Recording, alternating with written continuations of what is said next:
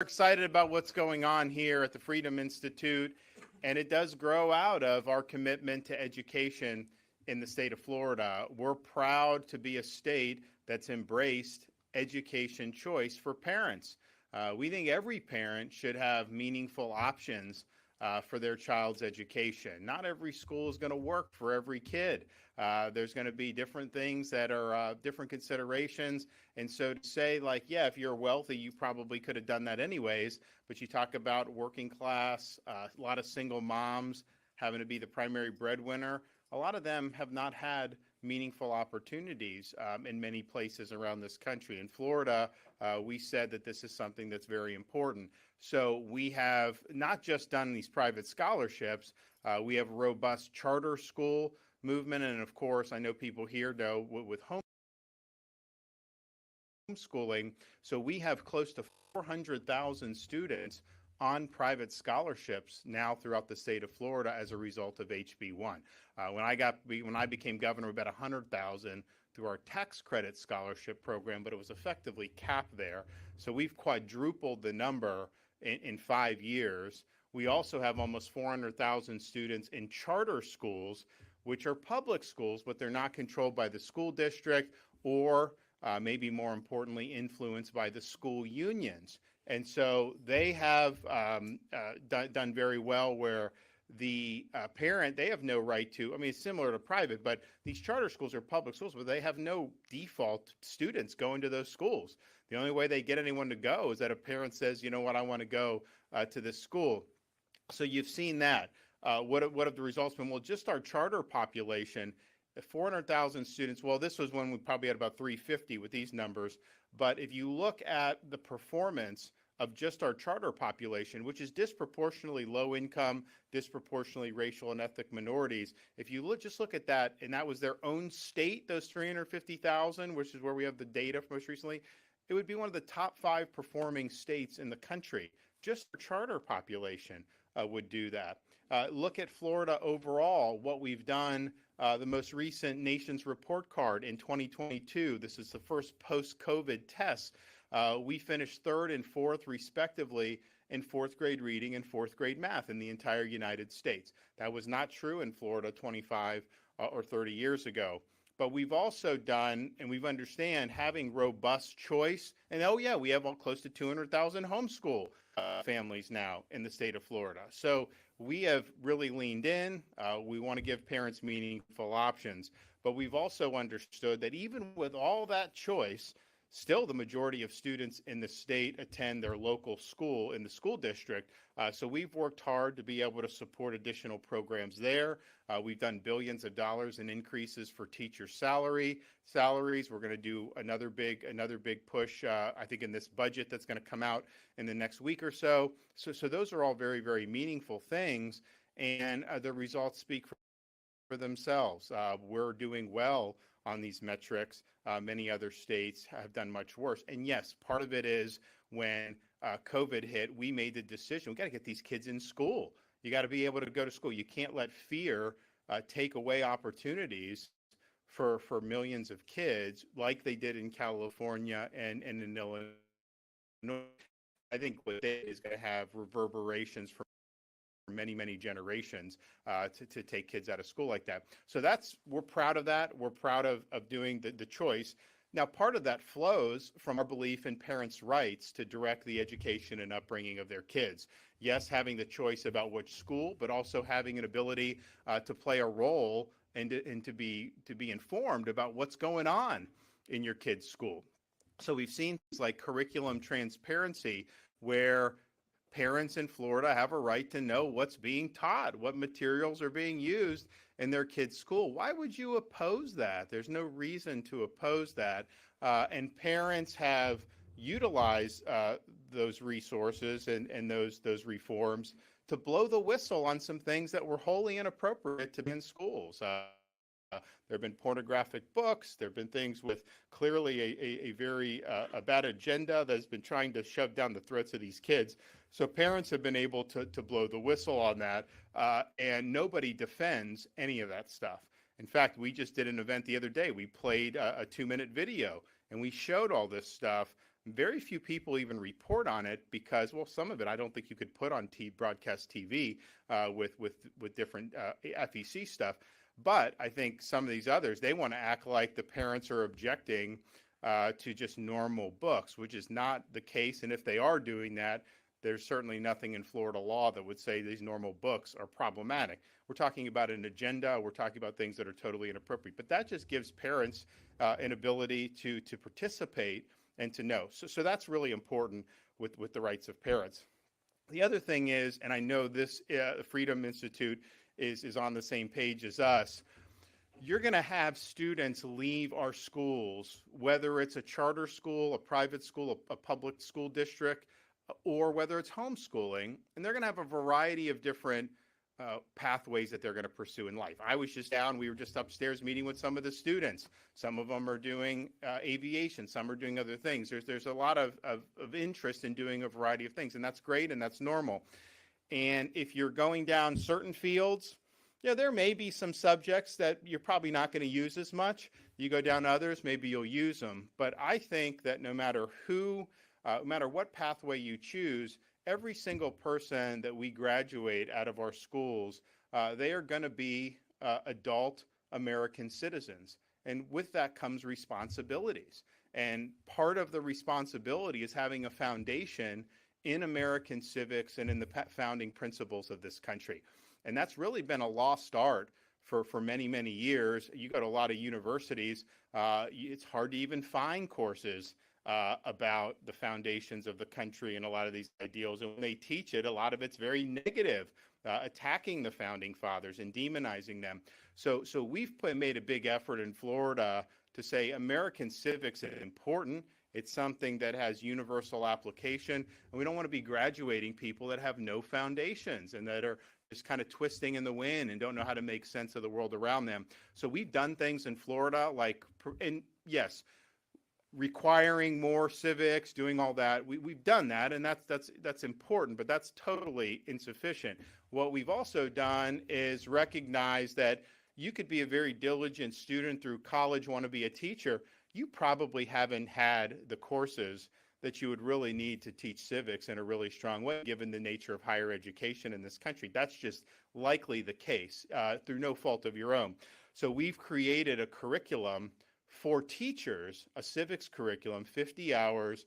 We've got scholars from places like Hillsdale College, people from like the Heritage Foundation to lecture about some of the really important things that led to the formation of this country. So the teachers go through that, and if they do, and it's voluntary, but if they do, they get a $3,000 bonus for doing it. So we've had thousands of teachers that have gone through and done that just since we've enacted the program a couple years ago.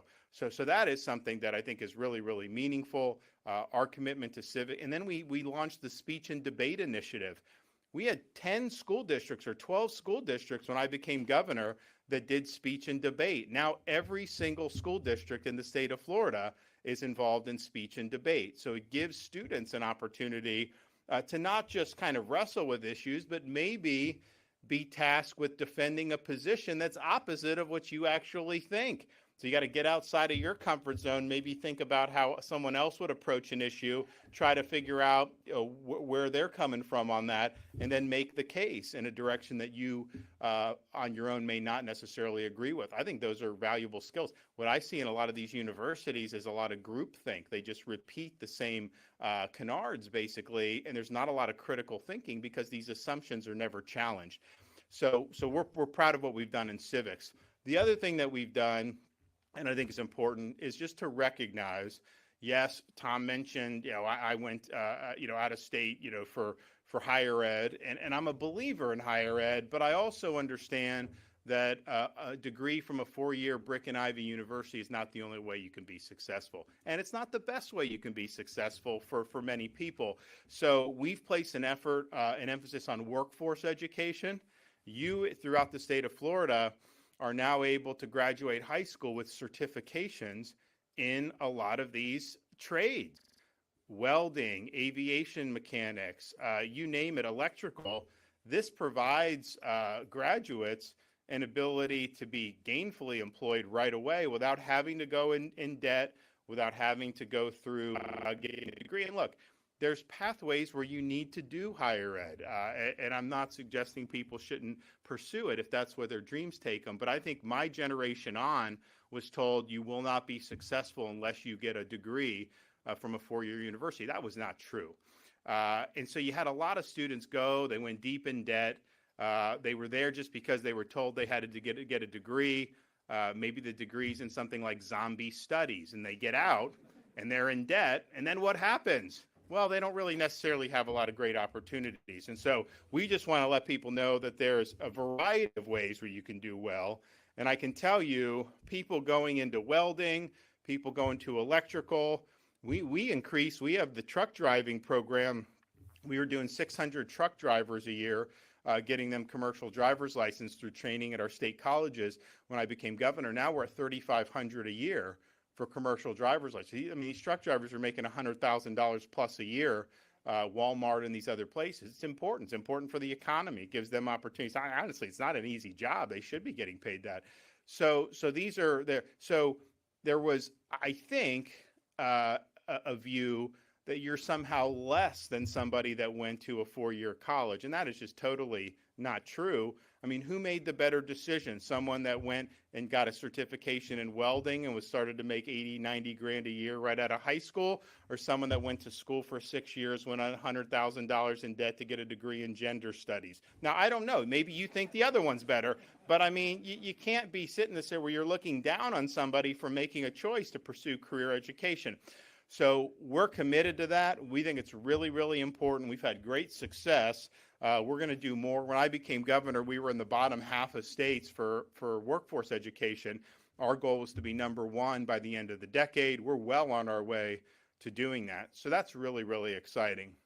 The other thing is you are going to have some students that are not going to pursue workforce, and that's fine because there is opportunities in higher education, but it's important that this higher education is actually meaningful. And so we've really worked hard in the state of Florida to do that, first by not raising tuition. So our tuition has been the same for about 10 years in the state of Florida. It's the cheapest in-state tuition anywhere in the country. And so that gives people an ability to go without going really, really deep in debt. And if you're a top performing student with the Bright Future Scholarship, you end up going for free, certainly if you get the full scholarship, but even if you get the partial, you get 75%. So that's good. I don't want you to have to go into debt, and I think because of the tuition, holding the line on tuition in Florida, you're in a situation where you really don't have to take out a loan.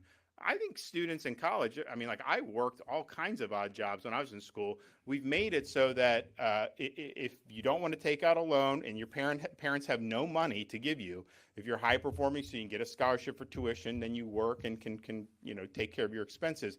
And so you theoretically graduate with no debt if that's how you wanted to do it. Well, that's so much better than what we've seen where people are going $80, $90, $100, $120,000 into debt. So affordability is important with higher ed, and the inflation with higher ed. I mean, I know we've had a period of inflation now in this country for the last few years, but higher ed has been inflating for decades. And what do they do with the money? Part of it is they get all these loan dollars from the federal government. Are they improving the quality of the education? Largely, no. What are they doing? They're expanding the administrative bureaucracies of the universities. So you have more administrative bloat, but you're not necessarily getting a better product. So that's not what we want in the state of Florida. The other thing is the purpose of higher education is not to impose an ideological agenda on the students. The purpose of higher education should be its classical mission, pursuing truth, upholding academic integrity and rigor, and preparing students to be citizens of the Republic. So in Florida, we've said that these taxpayer-funded state universities, they don't have a license to just do whatever the heck they want to do. They need to be pursuing the traditional mission of a university, and they need to be pursuing that in a way that's consistent with the best interests of the state of Florida and the desires of the people of the state of Florida. And so we've done things like eliminate DEI from our public universities. We were the first state in America to do that. This DEI is really insidious. First, it's very divisive because it tries to divvy people up based on superficial characteristics, but it also serves to supplant merit in favor of this agenda, and that is just devastating. And so we're not doing that in Florida. We were happy to do it. Texas followed us. I think Iowa's followed us. Maybe a couple others have followed us. But the mission of the university cannot be this ideological mission. So what we've been able to do, and so for example, there's core courses that are required through our state university system. So our Board of Governors made the decision. Sociology had been required and American history had not been. So they said, how does that make any sense? So they said sociology is no longer required, but American history is required. To me, that's common sense. Now, you had a lot of carping when that happened, and I'm thinking to myself, why? You can still take sociology as an elective, and I think it's because they know a lot of people won't take it unless it's mandated, whereas we're now doing and channeling students into something that I think is important for understanding your country, is just important for being able to exercise the responsibilities of citizenship. So education, not indoctrination, is the mantra for the universities as well as the K-12, but particularly in the universities. And there's been a problem with this for a long time, but I think post-October 7th, when Hamas attacked Israel, you started to see all this stuff come to the forefront in these universities, particularly in Ivy League universities.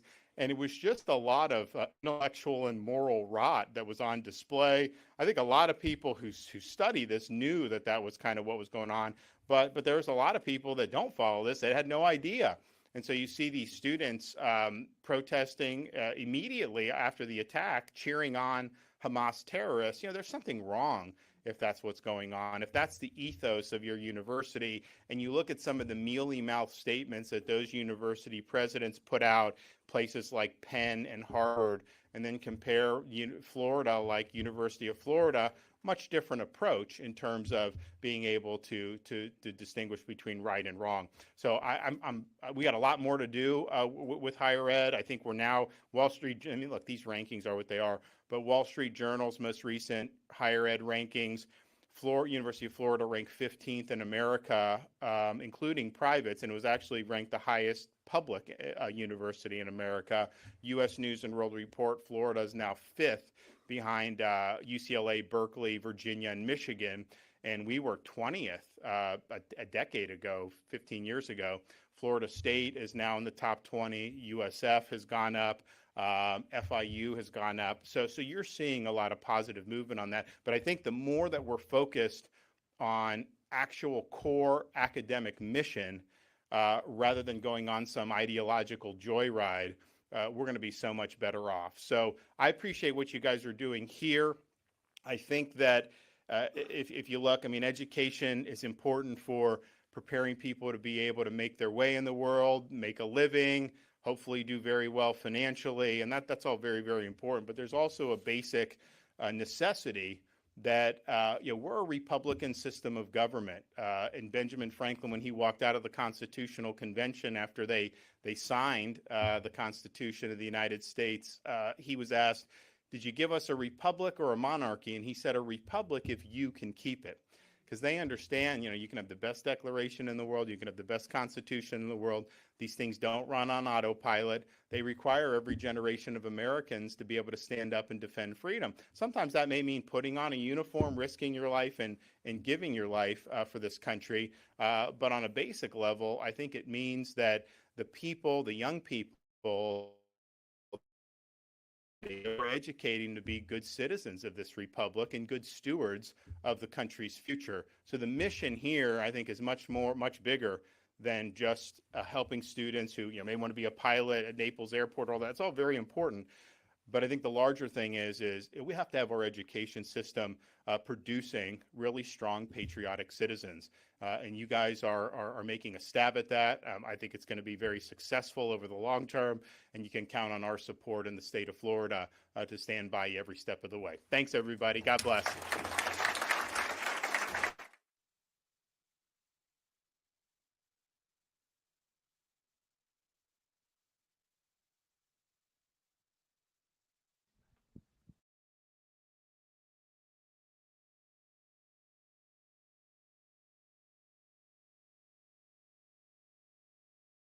you have just gone through and enumerated, particularly these pathways.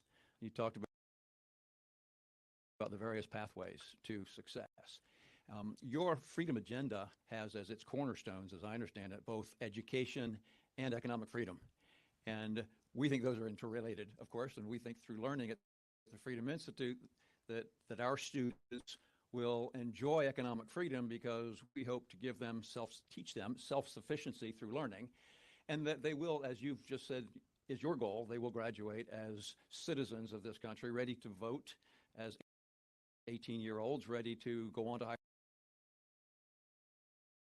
education if that's their choice, ready to go on to career education if that's your choice. But you have been on this so intently since you were first elected governor in 2018. Where did that passion come from? How did you develop this extraordinary interest in making lives better for families and for kids in Florida? Well, I mean, I think that, so when I was, in school, we had 9/11, I think after I graduated college, but so I made the decision to volunteer and serve in the military, knowing that, you may end up going overseas. And so I ended up doing that, volunteer to serve in Iraq. And it was kind of a decision that a lot of people found really perplexing because they're like, well, wait a minute, you've got degrees from Harvard and Yale, you can do all kinds of things and make millions of dollars, and yet you're volunteering to go to Fallujah and sit, be in the sandbox. But I think it grew out of an appreciation for being born and raised in this country, because it gave me an opportunity to really make the best of my God-given talents. And I felt that when the country was in conflict, that I needed to raise my hand and do that. And so that's just kind of how I viewed things, and I have an appreciation for that. But I also see where we're falling short. And I think on this education, the country's fallen short in a lot of ways. We're obviously doing our best in Florida to do well on it. On the economic freedom, I think it's interesting because our economy in Florida was rated #1 of all 50 states by CNBC. And usually they are not a fan of me, trust me. And I think the reason is, well, part of it is our approach has been to understand you got to protect taxpayers. You got to have a light footprint. In Florida, we have the lowest number of state employees per capita in the entire country. Our cost per government entity is the lowest per capita in the entire country. And our budget, even though we now in Florida have millions of more people than New York State, our budget is half the size of New York State's. I'm going to make sure whatever budget they give me, it will end up being half when all is said and done. And I think the leaders of the legislature are on the same page as me as this. I mean, we want to see that top line budget really be responsible. So I think you're going to see that. But yet, and I don't know if we have any people here who've moved from New York, do we? Oh, we do. Yeah, you're normally on this coast, it's everyone coming from Illinois and Michigan and all those places. But New Yorkers will tell me, oh my gosh, your roads are so much better, your services are better, your schools are better. And I'm thinking to myself, we're doing that with half the budget. So it just shows you so much of government is not necessary. These become constituencies. It's a way for certain people to exercise power. So we've done a really good job, I think, of having government confined to its proper role. On the other hand, economic freedom can be impinged when government and bureaucracy and all that do too much, but it can also be undermined by corporatism. A free economy is not just doing whatever the 10 largest corporations want. It's making so that people can compete in a competitive marketplace. And we've done a very good job in Florida of walking a line on the side of freedom, true economic freedom, rather than devolving into corporatism. And we've seen that in a number of instances. I mean, I was most recently, we did the 1-year anniversary of us signing the bill to remove the corporate cronyism from Disney that they had accumulated over many years, to say, wait a minute, why should this one company have all these special rules where they don't have to pay the same taxes or follow the same laws as everybody else in Florida? It doesn't make any sense. And so we were able to do Control Board took over that district, a lot of people were saying, "Oh, they're going to have people going to pay more below." That was all BS. They've cut property taxes by $12 million just in that district. So those are a lot of businesses who are not Disney, but they're important for Florida. And then they've opened up procurement to competitive bidding. So you now have businesses in Central Florida that for the first time can compete for jobs there. And that saved $4 million by having competitive bidding because the district's paying less. So that's an example, I think, of good government. But nationally, if you look, things like ESG, where you have these big asset managers pursuing an agenda, that is corporatism. That is not free market economics. In fact, they're even saying that their obligation to their shareholders is effectively secondary to their desire to pursue a political agenda. Now, they'll try to wrap it all and say, oh, no, we have to do this. We fought back against that very successfully in Florida. We banned it from our pension system. We said that the rating agencies aren't allowed to use ESG when they rate state and municipal bonds, because what they were doing is they had an ESG score, they had a normal credit score, and they had not combined them, but the push was to combine them. So your state or municipal bonds would be rated based on whether you are taking policies that they think are important, climate change, all this other stuff. And like that is totally not going to work, but that's what they want to do. So we fought back against that. But, there are some people who think that basically anytime a corporation wants to do anything, that it's somehow not free market to push back on them if they're doing things that are destructive. I don't think that we should be governed by 6 asset managers. I don't think we should be governed by 6 anybody. But if we had to choose 6, they would be the last people I would choose because they don't have your interests at heart.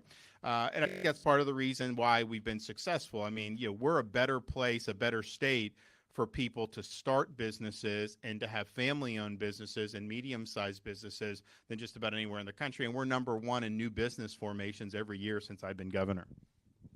And thank you for your service, Governor. You did have a lot of other choices, even though you went to those Northeastern schools.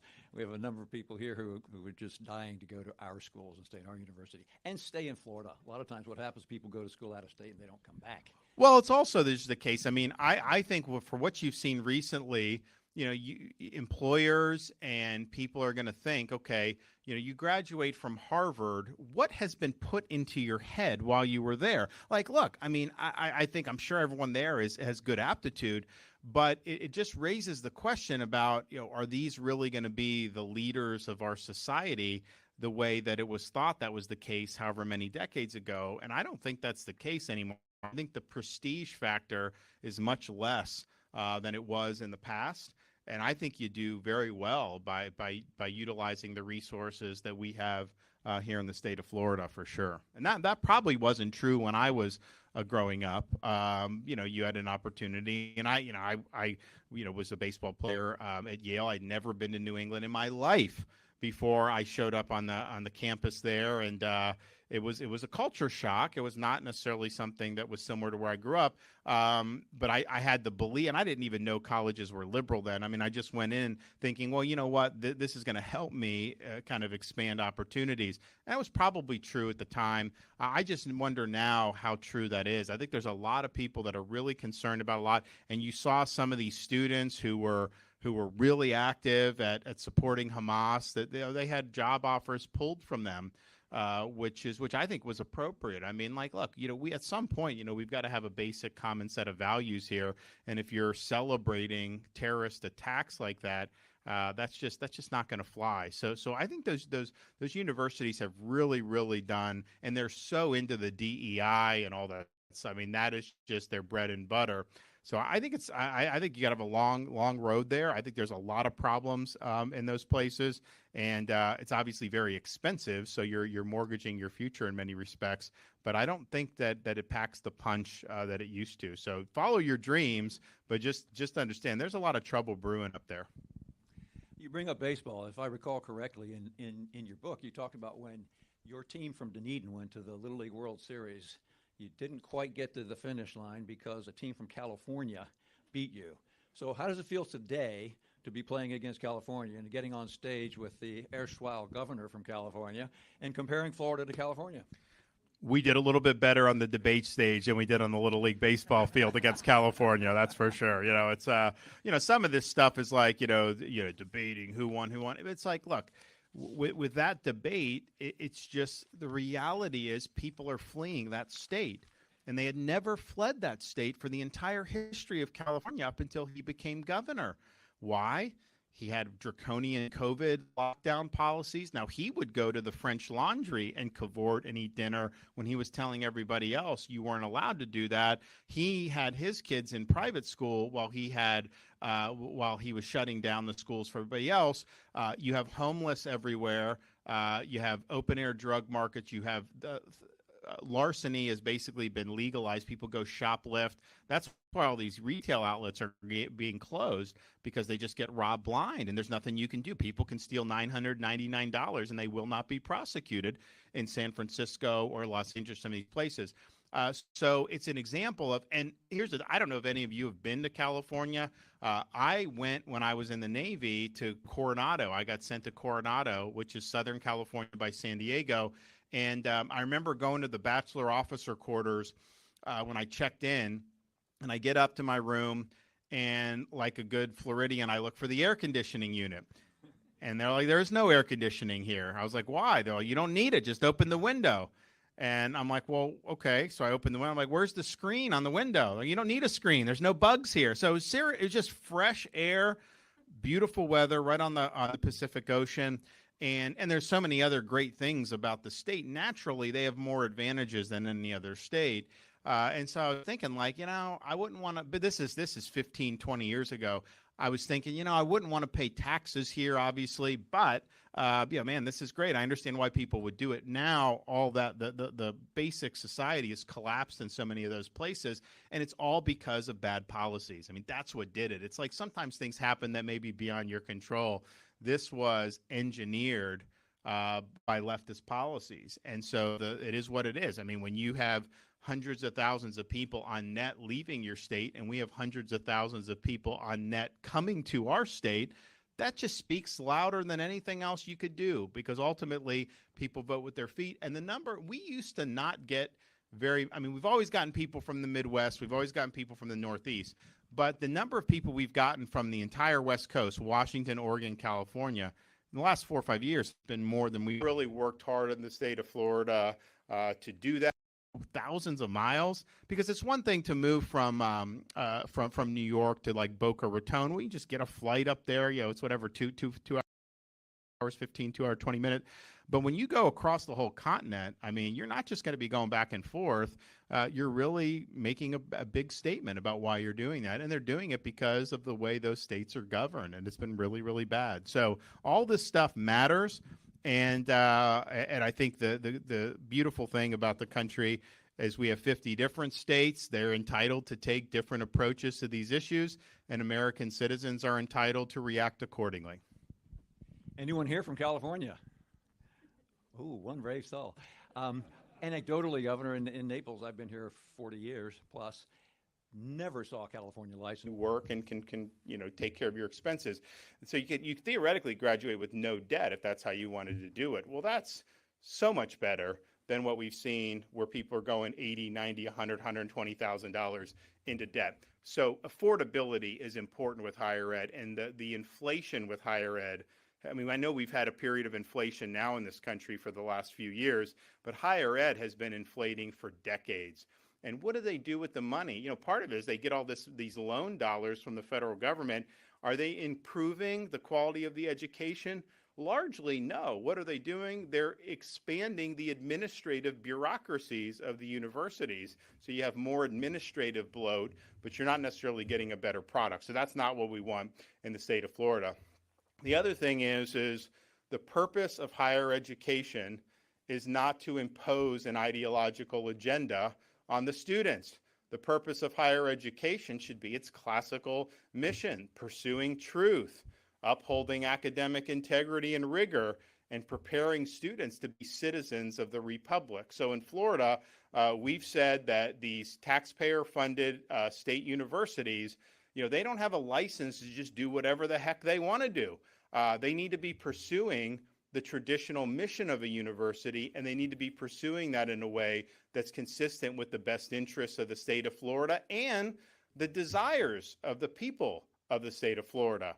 And so we've done things like eliminate the, DEI from our public universities. We were the first state in America to do that. This DEI is really insidious. First, it's very divisive because it tries to divvy people up based on superficial characteristics, but it also serves to supplant merit in favor of this agenda, and that is just devastating. And so we're not doing that in Florida. We were happy to do it. Texas followed us. I think Iowa's followed us. Maybe a couple others have followed us. But the mission of the university cannot be this ideological mission. So what we've been able to do, and so for example, there's core courses that are required through our state university system. So our Board of Governors made the decision sociology had been required and American history had not been. So they said, how does that make any sense? So they said sociology is no longer required, but American history is required. To me, that's common sense. Now, you had a lot of carping when that happened, and I'm thinking to myself, why? You can still take sociology as an elective, and I think it's